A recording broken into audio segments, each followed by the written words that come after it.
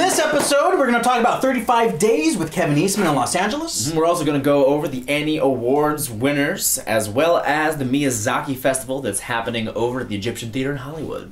And an exclusive interview with Kevin Eastman. Yeah.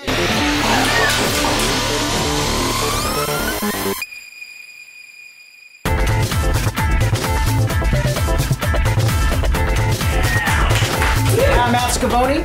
I'm Chris Bramante, and this is Animfantastic. Dude, cool shirt. X-Men shirt? Oh, thanks, man. Dude, the Avengers. Did you see the Avengers spot on the Super Bowl? Oh, my God. I haven't stopped watching the Avengers spot on the Super Bowl. Awesome. Yeah. As any of my friends would tell you, I am a very annoying Joss Whedon fan, and the fact that he is getting to write and direct something with as much money and fuel of Disney and Marvel behind it, that is the Avengers. Especially, you know, Joss. He's written so many great Marvel comics as well as other things, as well as produced amazing television shows. And the fact that his imagination is going to be let loose in a world that he's been obsessed with since he was a small child. Oh yeah, come on! I mean, you saw Hulk slapping his ship. Oh yeah, Hulk just slapping aliens out of the sky. That was awesome. Thor's grabbing his hammer and getting the lightning through on the Chrysler building. It's just like this is. Trust it. Trust the Avengers. Go watch it. No, there's also a few sections of that. Even in that trailer, where like totally was just jumping off the it was jumping off the covers of the Avenger comics. Like loved it. Totally. Yeah, Josh knows a little something about comics. Well, just a little bit. Just a little bit. Also, someone else who knows a lot about comics is Meltdown Comics. Of course. Right in LA on Sunset, which is an awesome comic store if you haven't been there. They had a great event called 35 Days with Kevin Eastman, which was an awesome party. Thank you, Digger. Dig Deep Entertainment. You were there on the first day. Yeah, I was, and it was great. I was there with my friend Mia. We were drinking wine. We were eating Chipotle burritos. We were getting to talk with Kevin Eastman and Digger about early days of Ninja Turtles. They were so welcoming, so open to just hang out with fans. It was amazing. Also, we were there. Digger from Dig Deep Entertainment invited us on the last day. Huge party, open bar, awesome. Free tattoos. We saw a guy on his leg. Kevin Eastman drew in marker Shredder on his leg, and then he got tattooed for free, which was awesome. How deep was he in wine at that point? Oh, this guy was on like whiskey. Like this guy was drinking a lot while he was getting tattooed. Okay. Free bar, open bar. Yeah. Also, what was really cool, that Kevin Eastman pulled his actual studio from his house, took it out, and they installed it into the gallery of Meltdown Comics for 35 days for everyone to check out. But also, what was really cool is it went up on eBay for an auction for a great charity called Hero Initiative. Guys, check it out. This supports comic creators, helps them pay their bills, pay their rent, pay their medical bills. It was a great cause. It was a fun night there. They had different bands. It was really cool. It was a lot of fun. I met Ernie Reyes. Whoa. Yeah, the martial artist kid from Secret of the Ooze? Yeah, The Secret of the Ooze? Damn, delivering pizzas? Yep. No, well, now he's a grown man with 2 daughters, and he's pretty yoked out. He used to work on the Ninja Turtles. I mean, Ninja Turtles. He used to work on Power Rangers. He was one of the Power Rangers choreographers. But also, I remember him from there's a show, Sidekicks. I'm a big geek. In the 80s, there was a show called Sidekicks with Gil Gerard, which was the big star for Buck Rogers. So as a kid, like Buck Rogers was huge. It was awesome. And I was like, dude, you're on that for like what, 2 seasons? That show was only no 1. So it's only just 1 season, but it's a great show. I don't know if it's out. I don't know if you can still get it anywhere. I don't think so. On DVD or something. I would buy it. Sidekicks. Sidekicks. So it was a lot of fun. Also, he premiered underwear. Ooh, it's comic. Yeah, I read that. It was great. Dude, I dug the artwork in it. I dug Beautiful. it. I liked it. Good book. Also, he was telling me when he sold his franchise in 1997, he loved the magazine Heavy Metal. So he bought it. Why not? So he bought it. Now he's the publisher of Heavy Metal, and he's just drawing covers for it for the rest of his life. Why not? Why not? Right? Speaking of why not bring out Bryan Cain to tell us about the world of animation? You know what? Why not? Why not? Bring out Bryan Cain. Why not? Animation news, baby. Hello everybody, I'm Bryan Cain, and welcome to the world of animation! I've got a story for you dashing desperados and drought-deformed damsels. You'll be happy to hear that Rango took home the Annie Award for Best Animated Feature. Yeah! Congratulations to Rango. Congratulations, you guys loved beautiful. it. I love some Rango. Rango was awesome. Beautifully animated, some great performance in that thing. Absolutely. Awesome. Yes. And I'm very happy that it brings up the topic that children must know about, the water shortage. Which is very important. I mean, kids need to know about these things. Between the water shortage, the zombie apocalypse, these are things that are facing our society. Resources are finite, especially. Doesn't the water shortage come up like every summer in California? Yes. Yes, you're right. But we're in America, so we have a lot. we do have a lot, but we didn't put that pipeline through it, which I don't know. We don't want to get too political, but probably a good decision. So lots of other winners at the Annie Awards as well. Jennifer Yu Nelson. Awesome! Congratulations, Jen! Awesome job. She won Best Director for Kung Fu Panda 2. And Andy Serkis, he actually didn't get the Oscar nomination we wanted him to get. We were hoping that Andy Serkis would get an Oscar nom for his work on Rise of the Planet of the Apes, but he didn't. But his crew, his team that animated him as Caesar, did get an Annie. They won Best Live Character Animation. Heck That was awesome. Congratulations to that team. The Simpsons ended up picking up 2 more Annies. They now brought their total to 30. Wow. 30 Annies, which is more than I know of any other show having. Right. Wow. So was that like how many seasons now? I mean, they're in 24, so that means that, their Annie Awards are outweighing their seasons. They're averaging more Annie Awards than they are seasons, which is great. Wow. I mean, the Simpsons are killing it. So they have more than enough episodes to have their own network. Coming soon to Fox. Shout out. Throwback to episode 1. If you want to know more about the winners, check out AnnieAwards.org. And now, guys, I have a question for you and for our viewers at home. Has your social life been spirited away? Well, why don't you grab your navel... I cannot read this line. Why don't you grab your Tortoro, your neighbor Tortoro, and check out Miyazaki. That's what I'm getting at. Miyazaki is releasing a new movie. The Egyptian Theater in Hollywood is doing a festival leading up to it. So every night leading up to the release of the new one, they're playing a new Miyazaki film. Yeah! So Spirited awesome! Guys, check it out! is there. Your neighbor Tortoro is there. Can't say that. Yeah, it's playing this Sunday, So it's going to be awesome. I mean, Miyazaki's new film is called The Secret World of Arrietty. And it's based on the book The Borrowers. That's right. Which was awesome. I listened to it on book on tape as a kid. Did you guys ever read it? Yeah, my second grade teacher, Mrs. Tucker, read it to me.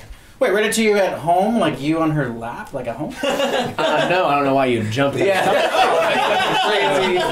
Craziest. I mean, she read it to our whole class. Exactly. Just making sure. Yeah, Ken Slavinsky can back me up on this. I'll shout him out on Facebook. We're looking forward to it. Studio Ghibli, which is Miyazaki Studios, doing it.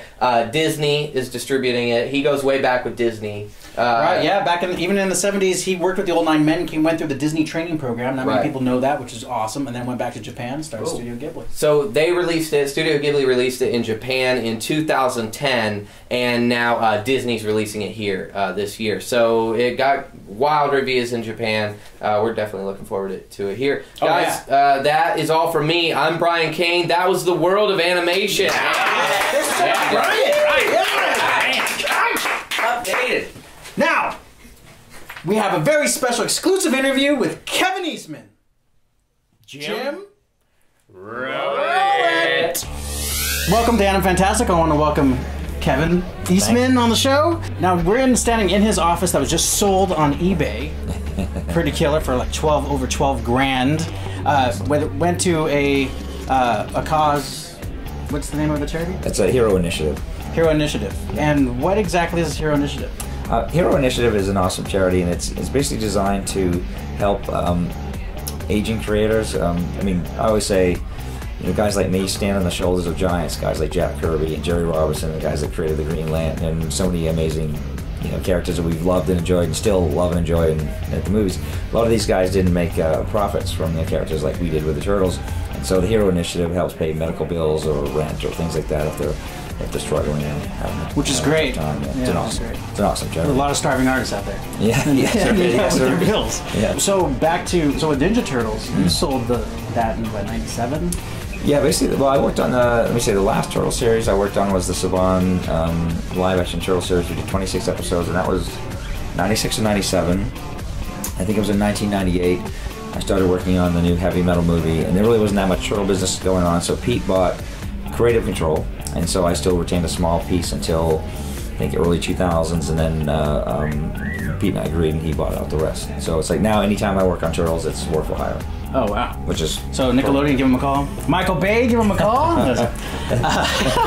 Because he keeps getting asked that, right, all night long. Oh, you know, I love it. It's funny because I, you know, besides the work I've done with IDW on the new comic series, the guys over at Platinum Dunes have invited me over to show me some of the stuff they're developing on the movie, which is fantastic. And then my friend Cyril Neely is the guy that's sort of head of reinvention for the Turtles for Nickelodeon, and he showed me. I've been over there a couple times. He showed me what he's up to. It's fantastic. Still pretty awesome. So far, so really good. Is. For the Ninja Turtle fans. So. Yeah, they don't need me yet. But who was the artist as a kid that inspired you, or a movie, or what inspired you as a kid? Like, I gotta get in this business. Well, two things. One, two kind of seminal moments was my sister was babysitting us once. I think I was like 7 years old. And she really wanted to see Planet of the Apes, and even though we were probably too young for it, she took us to see it, and I loved it. I thought Planet of the Apes was awesome. And then, interestingly enough, one of my favorite comic books of all time is Jack Kirby's Commandy, the Last Boy on Earth, which is kind of based on Planet of the Apes, and so those are my two sort of biggest childhood influences. So Kirby, yeah, for sure. Kirby, for sure. Kirby is like, all my early drawings look like Jack Kirby. I used to trace Jack Kirby. Oh, awesome! Are you kidding me? Kind of like practices inking and stuff. Yeah, oh my God, his inking and everything. Yeah, he's the king. Did you go to art school, or? I went to art school briefly. I went to the Portland School of Art. I loved it. It was like it's as much as I could afford. I took out student loans, and I went to the Portland School of Art, and I liked it because it was more of a fine art school. And for me, I always knew that I wanted to be a comic book artist, write and draw and tell my own comic book stories, but going to a fine art school, I was basically there to have them teach me as much as they could that I could then apply to my own art. You know, I don't care if it's doing velvet paintings or doing sidewalk chalk. You know, whatever you want to do with it. Once you learn your art is your art, and I want to do mine with comic books with Bryan. So what do the fans have to look forward next? My goodness, well, next we're doing. I still publish Heavy Metal Magazine. We do 6 issues a year. I've been publishing it now, goodness, 21 years.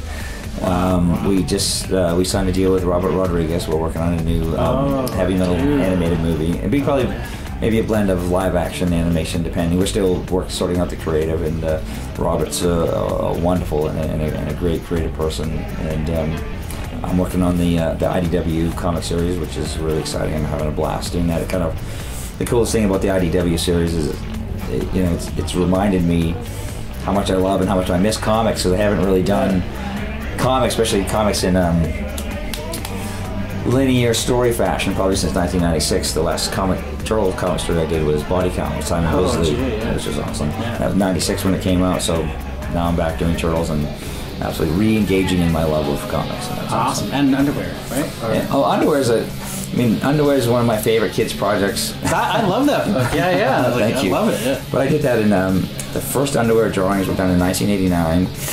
I wrote the story in 91, 92, and published it in 95. And so it's been around. It's been optioned, I think, 5 different times. It's never. Wow, really? It's not quite hit yet. No, it's gonna be.